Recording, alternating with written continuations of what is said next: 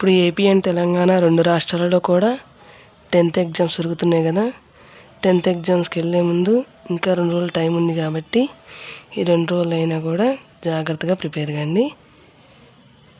వెళ్ళే ముందు ఏమేమి నియమాలు పాటించాలంటే ఎగ్జామ్స్ అయిపోయే వరకు కూడా మొబైల్ చూడడం ఆపాలి. మొబైల్ చూడడం ఆపాలంటే ఎడ్యుకేషన్ సంబంధించినవి అయితే చూడొచ్చు, ఓకేనా. నెక్స్ట్ ఎగ్జామ్ రోజు పొద్దున్నే లేచి స్నానం చేసి మీ ఇష్టదైవానికి దండం పెట్టుకోవాలి. ఇది అందరు చేసే పనే కదా. నెక్స్ట్ ఎగ్జామ్కి వెళ్ళే ముందు మన హాల్ టికెట్ తీసుకోవాలి. మళ్ళీ హాల్ టికెట్ లేకపోతే ఏమైద్ది, మనకి ఎగ్జామ్కి అనుమతించడం అనేది జరగదనమాట. అలాగే ఏపీ గవర్నమెంట్ ఏం చేసింది, 10th ఎగ్జామ్స్ రాసే ప్రతి స్టూడెంట్కి కూడా ఫ్రీ బస్ సౌకర్యం అనేది కల్పించడం అనేది జరిగిందనమాట. వాళ్ళు హాల్ టికెట్ చూపిస్తే ఎలాంటి డబ్బులు తీసుకోరనమాట. నెక్స్ట్ దాని మీద అలాగే హాల్ టికెట్ మీద స్కూల్కి సంబంధించిన స్టాంప్, మీరు ఏ స్కూల్ చదివితే ఆ స్కూల్ స్టాంప్ అనేది తప్పనిసరిగా వేయించుకోవాలి. అలాగే హాల్ టికెట్ని కూడా జిరాక్స్ అనేది తప్పనిసరిగా తీయించుకోవాలన్నమాట, జిరాక్స్. నెక్స్ట్ ఎగ్జామ్ హాల్కి హాఫ్ అన్ అవర్ ముందే ఉండేలా చూసుకోవాలన్నమాట. ఎందుకు, మనం ఎగ్జామ్కి ఫస్ట్ డే వెళ్ళినప్పుడు మన హాల్ టికెట్ నెంబర్ ఎత్తుక్కోవడానికి కొంచెం టైం పడుతుంది కాబట్టి, మనం కొత్త ప్లేస్ కాబట్టి వెళ్ళే ఒక అర్ధగంట ముందు వెళ్ళడం అనేది మనకే మంచిదన్నమాట. ఎగ్జామ్ స్టార్ట్ అయ్యే ముందు ఎటువంటి టెన్షన్ అనేది పెట్టుకోకూడదన్నమాట. అలా టెన్షన్ పడితే ఏమైద్ది, మన సంవత్సరం మొత్తం పడిన కష్టం కూడా వేస్ట్ అయిపోయిద్ది అనమాట. ఎలా వేస్ట్ అయ్యిద్ది చెప్పండి, మీకు తెలుసా?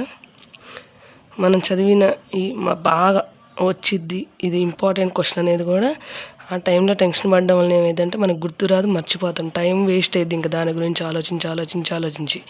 అలాగే ఎగ్జామ్ స్టార్ట్ అయ్యే 5 నిమిషాల ముందు మంచిగా ఏ ఆలోచనలు లేకుండా మంచిగా కొంచెం సేపు రిలాక్స్ అవ్వండి. రిలాక్స్ అవ్వడం అంటే నిద్రపోవడం కాదు, మంచిగా కళ్ళు మూసుకొని కొంచెంసేపు ధ్యానం చేయాలన్నమాట. అలాగే ముందు మీకు వచ్చిన ప్రశ్నలు మాత్రమే రాయాలన్నమాట. మీకు వచ్చిన ప్రశ్నలు మాత్రమే రాయాలి. మీరు ఎంత బాగా చదివే స్టూడెంట్ అయినా కూడా రైటింగ్ బాగా లేకపోతే మార్క్స్ అనేవి రావు. ఎందుకు రావు మార్క్స్? ఎంత బాగా చదివినా హ్యాండ్ రైటింగ్ బాగోకపోతే అది ఇద్దే సారైనా మార్క్స్ వేయడం కుదరదు కదా. కాబట్టి రైటింగ్ మీద ఖచ్చితంగా దృష్టి అనేది పెట్టడం మంచిదన్నమాట. అలాగే ఎగ్జామ్ హాల్కి వెళ్ళే ముందు ఏం చేయాలి మనం చెప్పండి. ఎగ్జామ్ హాల్కి వెళ్ళే ముందు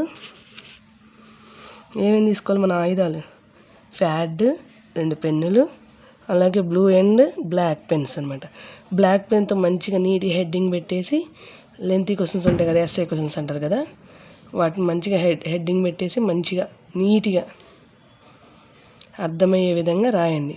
మీ హ్యాండ్ రైటింగ్ మంచిగా ఉంటే మార్క్స్ అనేవి మంచిగా వస్తాయి అన్నమాట. అలాగే చదివి కూడా ఉండాలన్నమాట స్టూడెంట్, ఓకేనా. నెక్స్ట్ ఈ పెన్సిల్, ఎరేజర్, షార్ప్నర్, అలాగే స్కేలు, జామెట్రీ బాక్స్ అనేవి కంపల్సరీగా ఉండాలన్నమాట.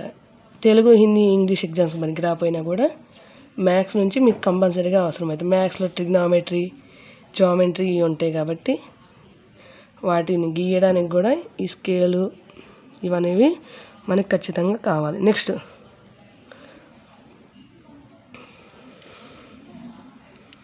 ముందు మనకు వచ్చిన క్వశ్చన్స్ మాత్రమే ఖచ్చితంగా రాయాలి. అలాగే ఫస్ట్ వెళ్ళంగానే ముందుని వెనకొని అడగకూడదు. ఎందుకు,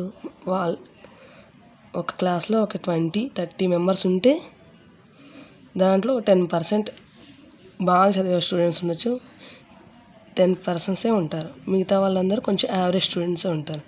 కాబట్టి ముందు మీరు మంచిగా చదువుకొని వెళ్ళండి. చదువుకొని వెళ్ళడం వల్ల ఏమైంది చెప్పండి. చదువుకొని వెళ్ళడం వల్ల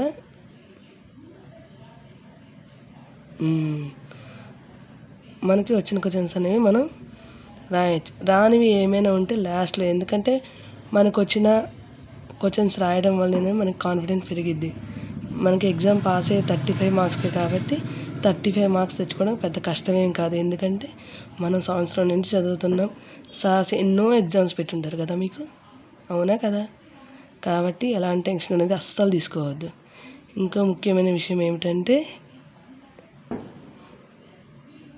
ఈ కనీసం ఈ 16వ తారీఖు నుంచి ఏప్రిల్ 1 వరకు జరిగే ఎగ్జామ్స్ అయిపోయే వరకైనా కొంచెం చదువుకోండి. ఎందుకంటే నెక్స్ట్ ఇయర్ వెళ్ళాలంటే ఇంటర్కి వెళ్ళాలి. అదే ఒక్క సబ్జెక్ట్ ఆగిపోయినా కూడా మళ్ళీ మనం 10థ్లోనే ఉంటాం, అవునా కదా? కాబట్టి ఏం చేయాలి, అందరూ బాగా చదువుకోవాలి. ఏం చేయాలి, కనీసం ఈ 10 డేస్ ఈ 15 డేస్ అయినా మంచిగా చదువుకోండి.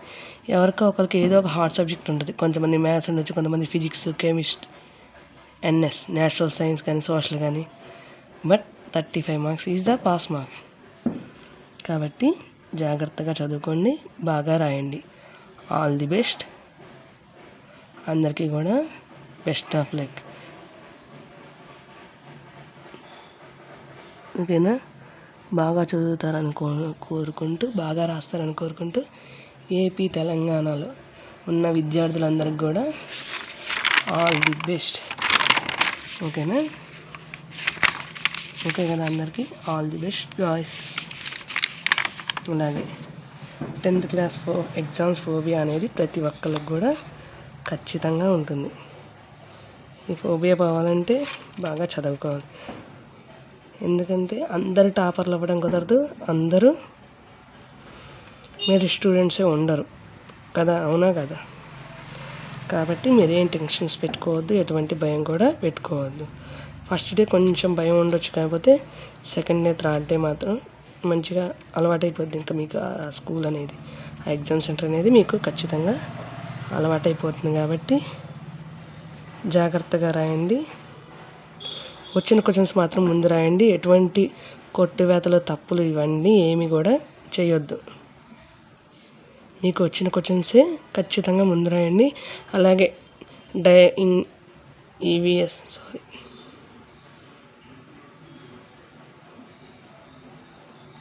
సైన్స్ ఎన్ఎస్విఎస్ ఉంటాయి కదా, అవి డయాగ్రామ్స్ ఖచ్చితంగా వస్తాయి కాబట్టి, అలాగే సోషల్లో మ్యాప్ పాయింటింగ్ కూడా ఉంటుంది కాబట్టి జాగ్రత్తగా పెట్టండి. వెళ్ళేటప్పుడు మాత్రం 2 పెన్నులు మాత్రం ఖచ్చితంగా తీసుకోండి. హాల్ టికెట్ మాత్రం అస్సలు మర్చిపోవద్దు. అలాగే pad, pens, scale, eraser, sharpener, maths, NS, PS, సోషల్కి అయితే. ఓకేనా గాయస్? ఈ వీడియో మీ అందరికీ నచ్చిందని అనుకుంటున్నాను. ఒకవేళ ఖచ్చితంగా నచ్చినట్టయితే మీ అందరికీ తెలుసు కదా ఏం చేయాలో, లైక్ చేయండి, షేర్ చేయండి అండ్ సబ్స్క్రైబ్ చేయండి. ఓకేనా? మన ఛానల్ నేమ్ వచ్చేసి ప్రశాంతి. ఓకేనా? Prashanti things. Do like, share and subscribe our channel. Okay guys, all the best. బాగా చదవండి, బాగా రాయండి. నెక్స్ట్ ఖచ్చితంగా ఇంటర్మీడియట్ వెళ్ళేలా చదవండి. ఓకేనా? All the best and take care of your health. Okay, ఎగ్జామ్స్కి వెళ్ళే ముందు మంచిగా తిని వెళ్ళండి. ఎందుకంటే మనం 3 గంటల పాటు ఆ ఎగ్జామ్ హాల్లో ఉండాలి. ఓకేనా? All the best. రైట్.